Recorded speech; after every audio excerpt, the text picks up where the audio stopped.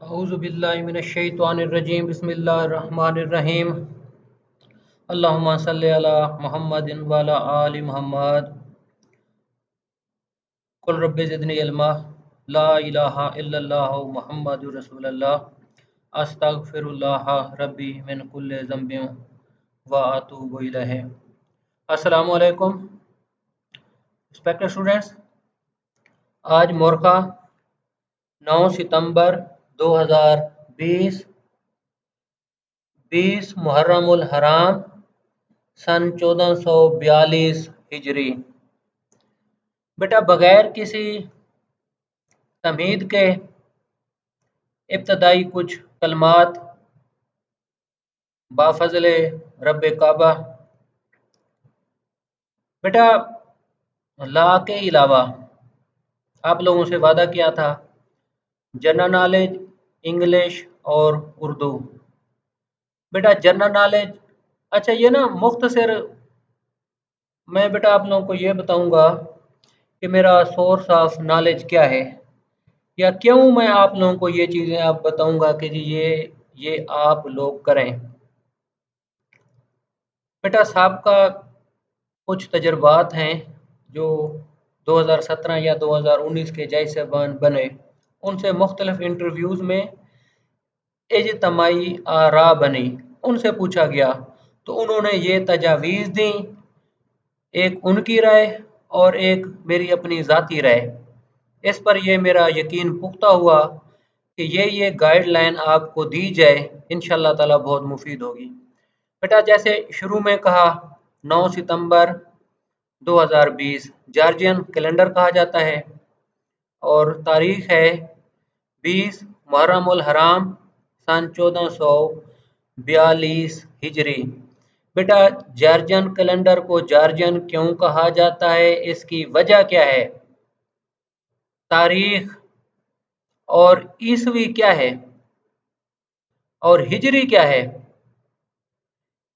ईसवी कैलेंडर और हिजरी कैलेंडर में फ़र्क क्या है, थोड़ा सा हिंट दूंगा। रसूल खुदा सल्लल्लाहु अलैहि वसल्लम की हिजरत के बाद,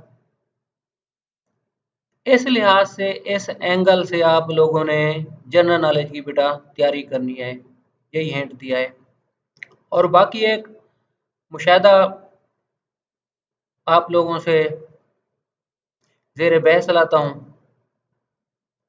बहुत मुझे हैरत होती है इस बात पर जो आप लोगों को अब बता रहा हूँ।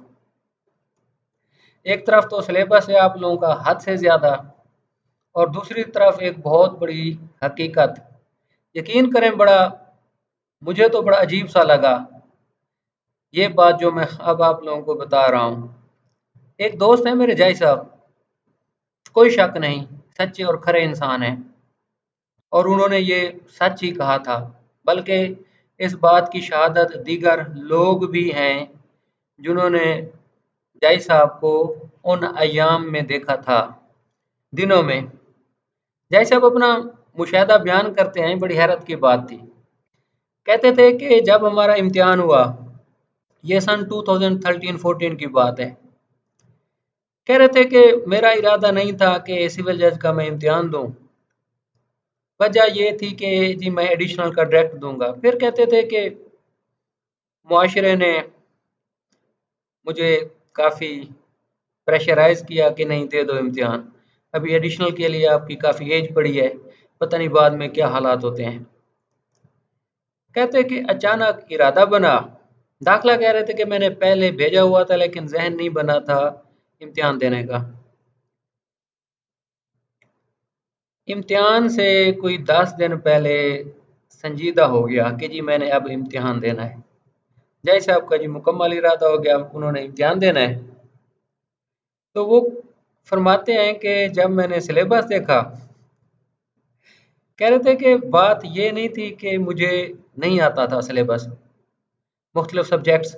बेटा, ये आप लोगों की अब कैटेगरी हुई है ना, लेकिन लॉ के सब्जेक्ट्स पहले भी यही थे। 2014, 15 या 10 में आप देख लें, हाँ वो शॉर्ट पेपर्स थे, लेकिन सिलेबस बहुत हद तक यही था जो मेरे महदूद इल्म में है। कमी बेशी हो सकती है, लेकिन असल बात सुने।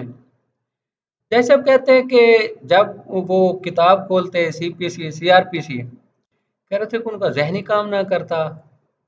वो इस सेंस में फरमाते हैं जहन काम ना करता। कहते हैं कि यार इतना बड़ा सिलेबस मैं कैसे तैयार करूंगा इतने मुख्तसर दिनों में। कह रहे थे कि इरादा ये मेरा पुख्ता था कि मैंने इम्तिहान देना है, लेकिन सिलेबस इतना भाई मुझसे कवर नहीं होता था। कह रहे थे कि बस वो वक्त गुजारता था, थोड़ा बहुत कुछ चीज़ें देख लीं। दीगर कह रहे थे कि बड़ी दिलचस्प बात बताते हैं, कह रहे थे कि उन दिनों पाकिस्तान के हालात कुछ ऐसे थे, धरना वगैरह चल रहा था इस्लामाबाद, वो बड़ी दिलचस्प सूरत हाल पूरे पाकिस्तान के लिए बनी हुई थी। कह रहे थे कि मैं अक्सर टीवी पर वो धरना ही देखा करता था। खैर वक्त गुजरता रहा, एग्जामिनेशन डे आ गया और वो अपने इम्तिहान वाले दिन कमरे इम्तिहान में बैठ गए। कह रहे थे कि सिर्फ एक बात जिसने मुझे कामयाब किया। कह रहे थे कि जब मैंने क्वेश्चन पेपर पढ़ा तो जिस पर मेरा मुशाहिदाती इल्म, इल्म की बेटा अकसाम बनाई बताई थी, इल्मुल यकीन, ऐनुल यकीन, हक्कुल यकीन। कह रहे थे कि मुझे जिस पर हक्कुल यकीन था, जिस मौजू पर, उसको मैंने मुंतखब कर लिया अपने इम्तिहान के लिए, आंसर के लिए। वो मिसाल देते हैं कि उस वक्त सवाल आया था फ्रेमिंग ऑफ चार्ज वाला, जेंडर ऑफ चार्ज को इस तरह का सवाल था, इसी चैप्टर से था।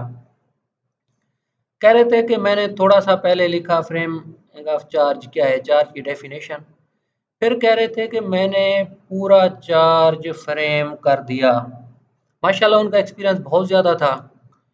ऑलरेडी वो पहले महकमा इस्तगासा में थे, प्रोसिक्यूशन डिपार्टमेंट में। तो उन्हें अल्हम्दुलिल्लाह बहुत ज़्यादा अच्छी ग्रिप हो चुकी थी प्रोसिक्यूशन वर्क की। कह रहे थे कि फर्द जुर्म बनाया 302 का, साथ जी 324 भी लगा दिया, A3 भी लगा दिया, 459 60 भी लगा दिया। कहते कि मैंने तकरीबन 8-9 हेड बनाए थे। आप बेहतर जानते हैं कि फ्रेमिंग ऑफ चार्ज बेटा हर ऑफेंस को अलहदा-अलहदा लिखा जाता है, लेकिन 34 की कंडीशन कुछ और हो जाती है सेक्शन की।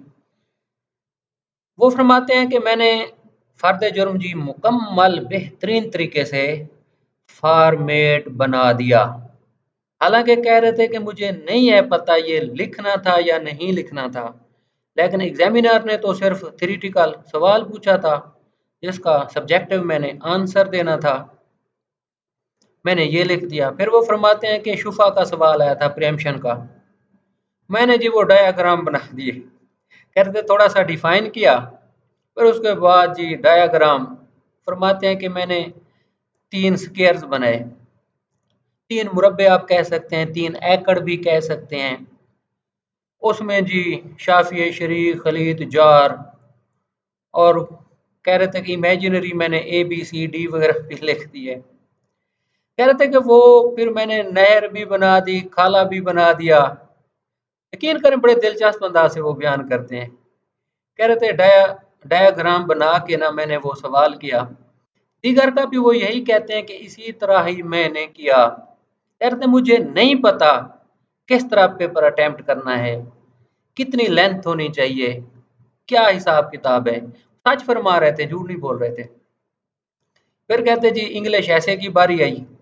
अब देखें, कह रहे थे कि मैंने एक उस्ताद मोहतरम से पंजाब में अब भी हयात हैं, बहुत बड़ा नाम है, federal judicial academy, Punjab judicial academy में पिछले कम अज़ कम 15-20 साल से खिदमात सर अंजाम दे रहे हैं।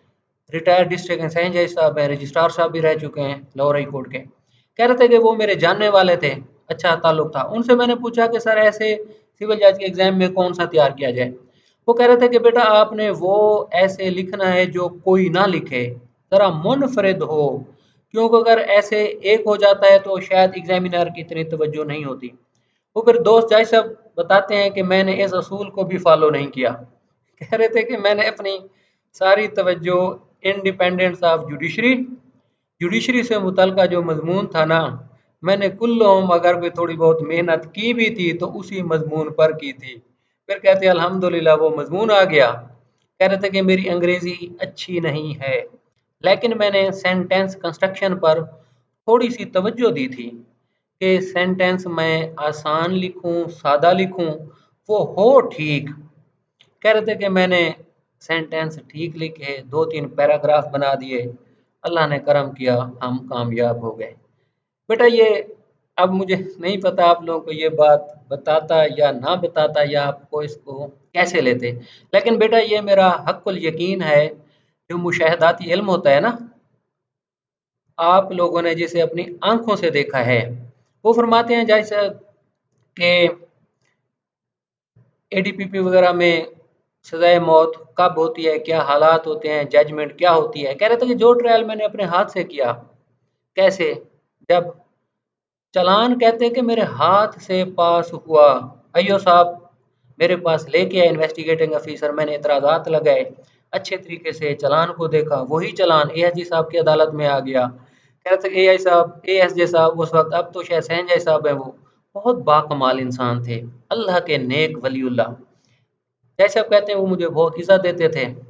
तो वो मुझे कहते थे कि जी आपने तैयारी करनी है, आपने जज बनना है, तो आपकी मैं प्रैक्टिस करा रहा हूँ। जैसे आप कहते थे। कह रहे थे कि फ्रेमिंग ऑफ चार्ज मेरे ज़िम्मे, शहादतें सारी मेरी निगरानी में, 342 मैंने बनाना होता था।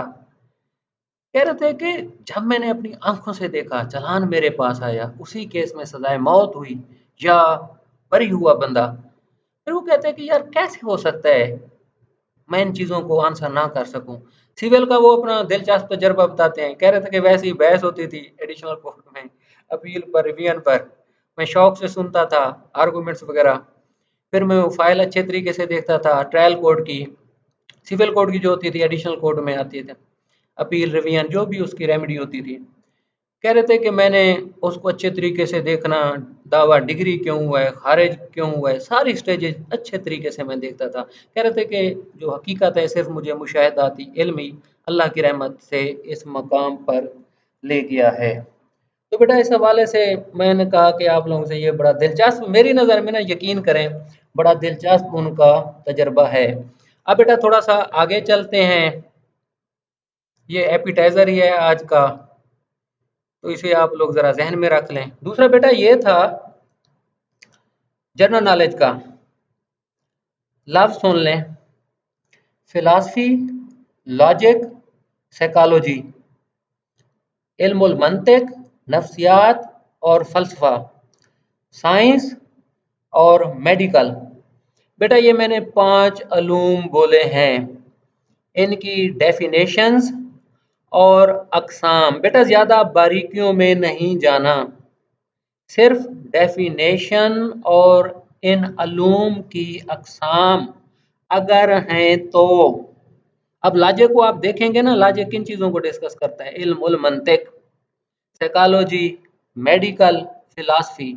ये बेटा आप लोगों का जनरल नॉलेज का है, साबका जय सेवान के तजर्बात और हमारा अपना आजजाना तजर्बा बेटा इसमें शामिल है।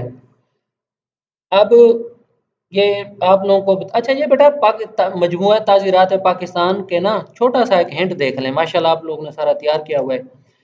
कौन सी दफात हैं पाकिस्तान पिनल कोड की जिनमें सजा सजाए मौत है? ये भी हल्का सा दिलचस्प मौजू आप लोगों के जिम्मे है। अच्छा ये अब जो जनरल नॉलेज की बात हो रही है और नेक्स्ट मैं जनरल नॉलेज का आप लोगों को बेटा थोड़ा सा बता रहा हूँ। ये जनरल नॉलेज का हमारा अपना ग्रुप है, सर बाबर साहब ने बनाया हुआ है, तो मैंने उसको चेक करने के लिए कि मेरा एडमिन में कहीं नाम भी है, तो वो मैंने अस्सलाम वालेकुम भेजा था।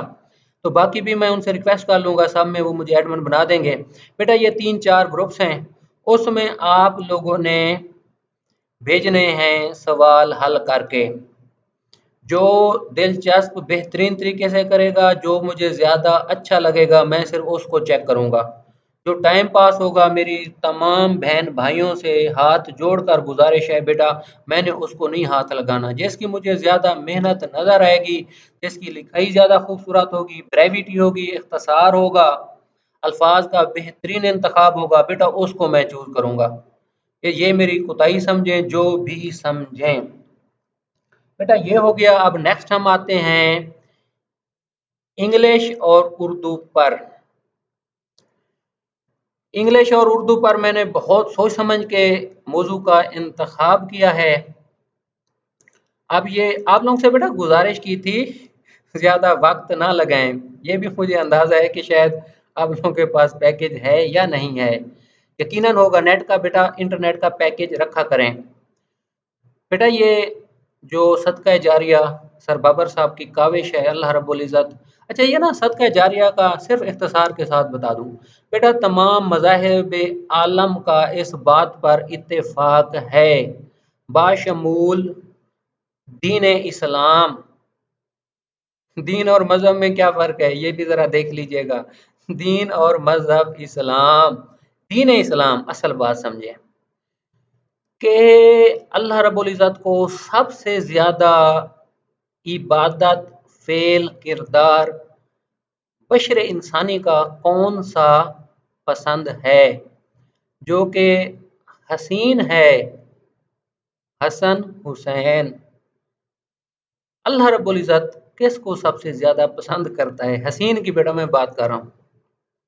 दूसरे का फ़ायदा, दूसरे का नफ़ा बेलौस होकर, अम्बिया की सीरत, रसूलों का रास्ता। ये बेटा कायनात की अफजल तरीन इबादत है, दूसरे का फ़ायदा।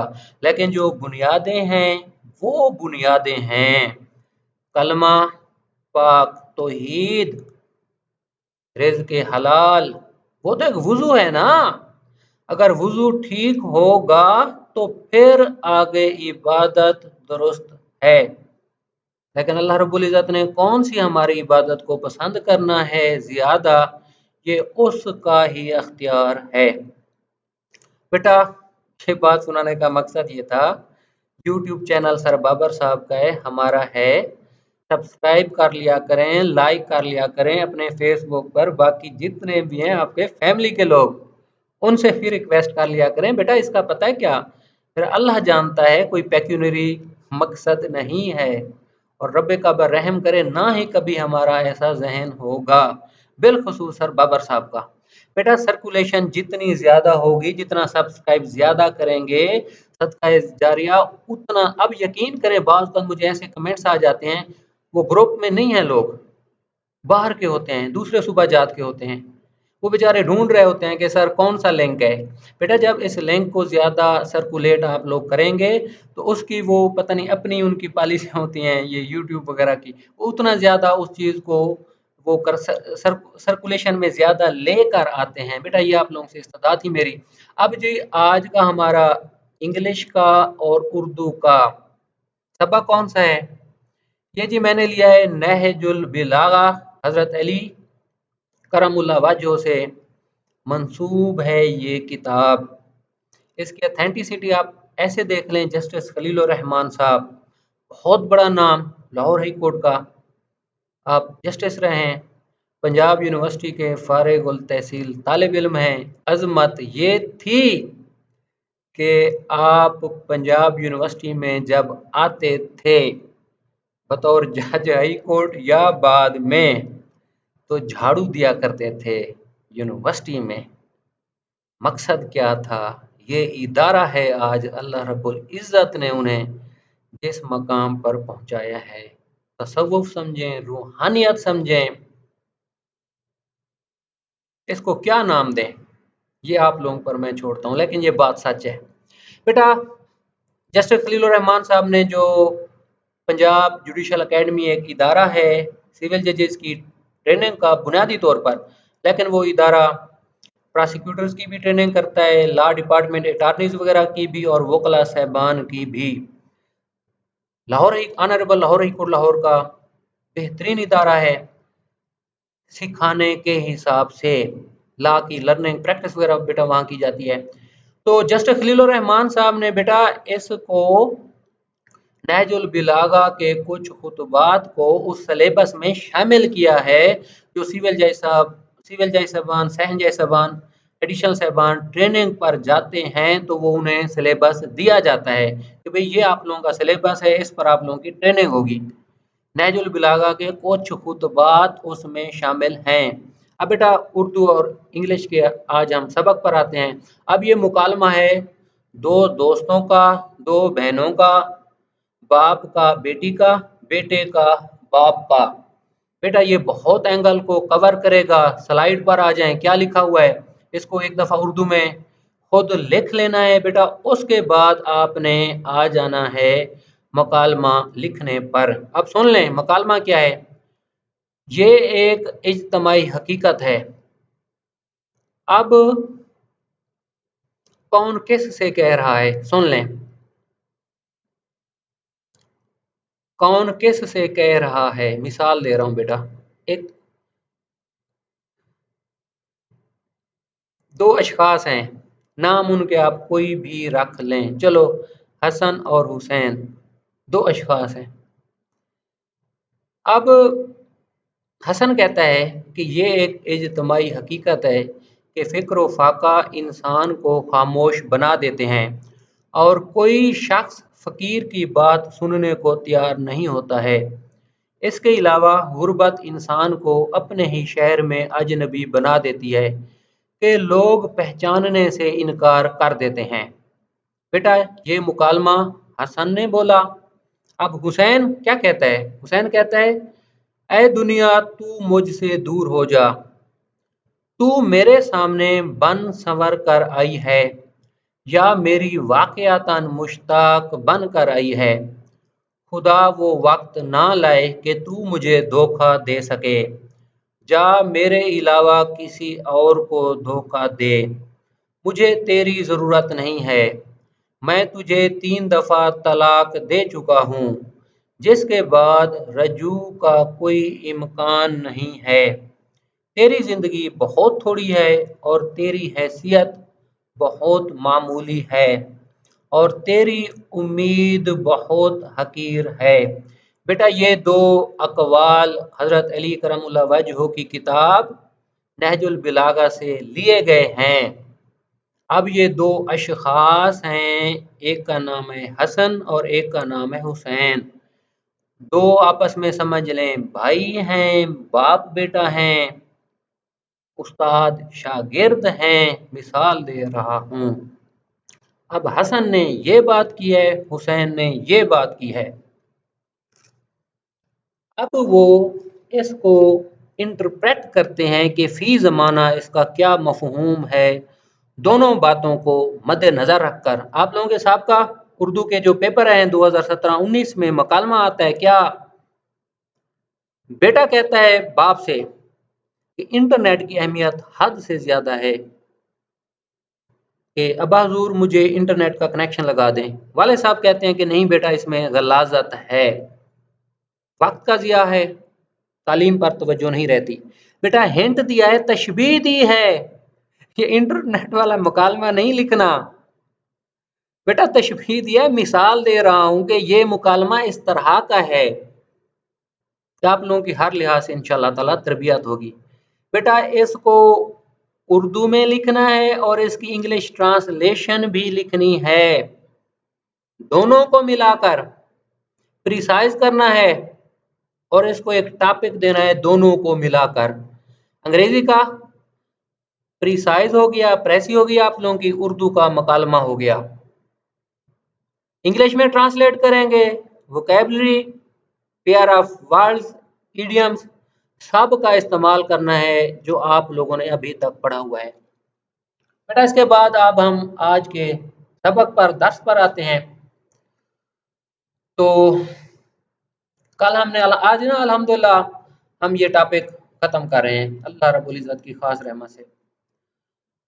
बेटा कल हमने पढ़ा था 364 ए, 365 ए पढ़ा था, फिर आप लोगों को कुछ हवाला भी दिया था, फिर 365 बी पढ़ा था। बेटा 365 बी ना मोस्टली जब अक्सर अगवा का मामला आता है ना, लड़की बालिग घर से चली जाती है, अक्सर ये बेटा इलोपमेंट के प्रैक्टिकली केसेस है, लेकिन हकायक भी होते हैं, कानून है हर दौर के लिए है।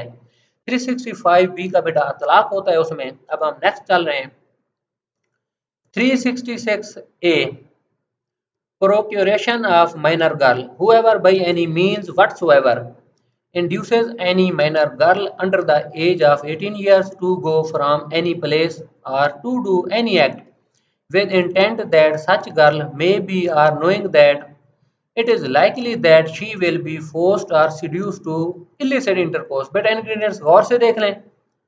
अब देखें ना, प्रोक्यूरेशन ऑफ माइनर गर्ल, छोटी बच्ची है उसका इस्तेमाल किया जा रहा है, क्या किया जा रहा है, by any means whatsoever induces वर्गलाया जाता है जिसकी उम्र under the age of 18 years 18 साल से कम है कि वो एक जगह से दूसरी जगह जाए इस नीयत से कि उस बच्ची को गलाजत के लिए इस्तेमाल किया जाए। बेटा ये है इसका सजा, देख लें, इंग्रेडिएंट्स देख लें। अब उसके बाद बेटा आता है हमारा 366 बी, importation of girl from foreign country, बैरून मुल्क से इंपोर्ट करना खातून को, whoever imports into Pakistan from any country outside Pakistan any girl under the age of 21 years with intent that she may be or knowing it to be likely that she will be forced or seduced to illicit intercourse with another person shall be। बेटा इसके वही हैं, import करना खातून को बाहर से, मकसद आप देख लें under the age of 21 with intent that she will be, वही के गलाजत के लिए इसे इस्तेमाल किया जाए। बेटा उसके बाद आ गया हमारा 367, किडनैपिंग और abducting in order to subject person to grievous hurt slavery. अब देख लेना, जो अक्सर हमारे गैरत के होते हैं ना, अक्सर हमारी बेटियां बहनें घर आके शिकायत करते हैं, बेटा जो प्रैक्टिकली देखा गया है, जो काफ़ी सारे ट्रायल वगैरह केसेस मुशाबहत तशबी शबी पाई जाती है, heart slavery, whoever kidnaps or abducts any person in order that such person may be subjected or may be so disposed of as to be put in danger of being subjected to grievous hurt। खातून ने, बेटी ने घर आके शिकायत की कि जी वाले साहब को, भाई को जी फलां लड़का तंग करता है, तो जी वो एक गैंग आ गया, उठाया लड़के को, जाके फेंटी लगाई किसी खास मकाम पर जाकर, तो इस तरह के बेटा पर्चे हो जाते हैं। इस वजह से मिसाल दी है। 367 ए कैपिटल बेटा क्या है, अब ये बहुत अहम है, देख लें जरा। किडनैपिंग और abducting in order to subject person to unnatural lust, गलाजत के लिए किडनैप एब्डक्ट किया जाए। आगे देखें, whoever kidnaps or abducts any person in order that such person may be subjected or may be so disposed of as to be put in danger of being subjected to the unnatural lust of any person or knowing it to be likely that such person will be so subjected or disposed of shall be punished with death or rigorous imprisonment। बेटा इसका देख लें, गलाजत के लिए है, kidnap है, abduction है, ingredients वगैरह दे। अच्छा ये ना 364 ए को जरा गौर से देखिएगा, इसको बेटा ये इसकी तशबीह इस तरह से दूंगा, कुरान पाक है, कितने आयात मुबारक हैं, 6666, बहुत सारी आयात मुबारक का, बहुत सारी आयात मुबारक के साथ बहुत ज्यादा गहरा लिंक पैदा हो रहा होता है, लेकिन हर आयत का एक खास मकसद है, कोई आयत दूसरी से नहीं मिल रही। इसकी भी वैसे ही बेटा तशबीह मिसाल दी है, कानून की भी यही किताब है, यही असूल है कि हर सेक्शन दूसरे से मुख्तलिफ है, बेटा कुछ ना कुछ फर्क तो है। और फर्क देख लें, जो आप लोग मुफक्किरीन हैं, सेक्शंस देख लें, सेक्शन है बेटा 116, 205, 540 गवाहों को डील करते हैं या मुल्जिम को। हाजिरी मुल्जिम माफी कब किन हालात में होती है, इसको जरा तजिया कर लीजिएगा, मुल्जिम को या गवाहों को या हाजिरी को, या एग्जैक्टली यही सेक्शन है या इनके कोई आगे पीछे भी है, सिर्फ 540 है या 540 ए है। सीआरपीसी की बात कर रहा हूँ, एक हमारे बहुत ही मोहतरम तालिब इल्म है, कुछ दिन कह रहे थे कि सर आपका लेक्चर आज सही नहीं था। मैंने कहा कैसे, कहते आपने 249 ए और 345 की बात की, वो कहाँ पे है, वो कहाँ पे है, किस कानून का है। मैंने कहा मैं माफ़ी चाहता हूँ, आपको नहीं समझा सका। वो सीआरपीसी का है, जिसमें सर आसिफ सईद खोसा साहब का बेटा आप लोगों को व्यू बताया था। अब 367 ए बेटा ये है। उसके बाद आप लोग चलें 368 पर, wrongfully concealing or keeping in confinement, kidnapped or abducted person। बेटा आज मौजू के हिसाब से इतना ही काफ़ी है, हालांकि शुरू में इरादा किया था, बाकी दीगर बातें आ गई थी। बेटा ये एक बहाना है आप लोगों को साथ लेके चलने का। आज जहन में ये नहीं रखना कि सर पीपीसी कितना जल्दी ख़त्म करा रहे हैं, हो जाएगा ख़त्म बहुत जल्दी, ये वादा है आप लोगों से। लेकिन बेटा नेक नीति इसमें ये है, मेरा अल्लाह गवाह है, कि अब आप लोगों को बेटा हंगामी बुनियादों पर सिविल जज के लिए तैयार करना है।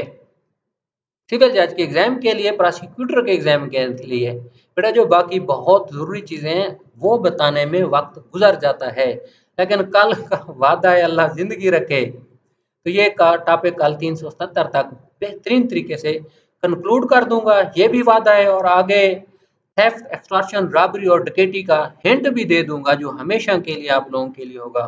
बेटा अल्लाह रब्बुल इज़्ज़त आप लोगों का बहुत ही ज़्यादा हामी और नासिर हो। इन कलमात के साथ मुझे इजाज़त दें, बहुत शुक्रिया, अल्लाह हाफिज़, अस्सलामु अलैकुम रहमतुल्लाहि व बरकातुहू।